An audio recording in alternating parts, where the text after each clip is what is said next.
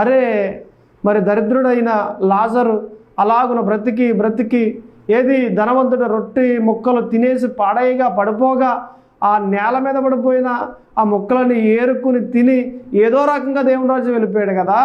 నేను కూడా అలాగే పాకి నెమ్మదిగా పాక్కుంటా ఈ జీవితం అనుభవించేసి దరిద్రమైనా పర్వాలేదు, కరువైనా పర్వాలేదు, అప్పులైనా పర్వాలేదు, అసలు ఏ సమస్య అయినా పర్వాలేదు, నెమ్మదిగా దేవుని రాజ్యం వెళ్ళిపోతా అన్నట్లుగా నీ మోడల్ లాజర్ని తీసుకున్నావు కానీ అబ్రహాముని తీసుకున్నావా?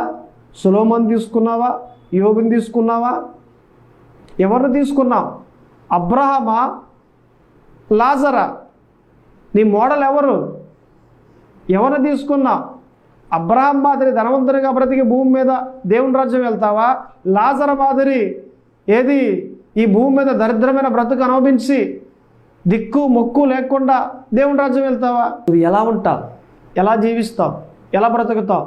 నువ్వు ఎలాగ ఆలోచన చేసేవో అటువంటి జీవితమే నీకు వస్తుంది.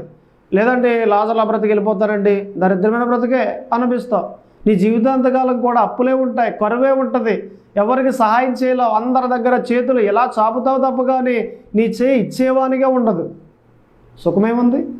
లాజర్ బ్రతికేది. కానీ అబ్రహాము జీవితం నాకు కావాలి అని నువ్వు అనుకుంటే కనుక ధనవంతునిగా బ్రతుకుతావు, నీ జీవితంలో ఐశ్వర్యం ఉంటుంది, అనేక మందికి అప్పులు ఇస్తావు, దేవునికి మహిమకరంగా అనేక మందికి దీవెనకరంగా బ్రతికి దేవుని రాజ్యం వెళ్తావు.